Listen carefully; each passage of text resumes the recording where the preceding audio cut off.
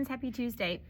This one book, I Went Walking, written by Sue Williams, illustrated by Julie Vivas, is kind of a twofer. So I use it for book time, but I actually use it for book time in my sub plans. Before I started doing centers, I utilized this as a book substitute lesson, and it's basically like brown bear, what do you see? But it's I went walking. I went walking. What did you see? I saw a black cat looking at me.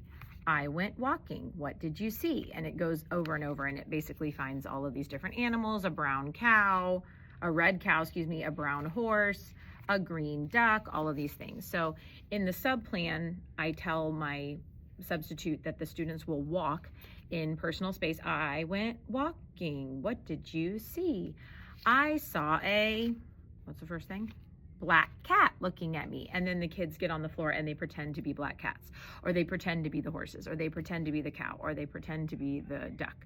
And then maybe the substitute wants to ask for ideas from the students. So instead of walking, what did we see, right? And then we can come up with different things to come to see. So they read the whole entire book, they go through it all, they do all of the walking, then they sit down as a class, and then they say, okay, what are some other ways that we can move around the room? Let's think of some other, locomotor movements that we can do, and then pair those with something else that we see. Does it have to be an animal? Absolutely not. Maybe they do transportation things, maybe they do a place, maybe they see, mountains or the river, or different things like that. So then they come up with those ideas as a class, and then they perform it again, but with their own ideas. So that is I Went Walking. You could, of course, obviously do this in your own classroom. I did it a few times and then transferred it over to my sub plan to make room for more book lessons that I had ideas for. But obviously it's just a really great way to get some locomotor movement going in your class.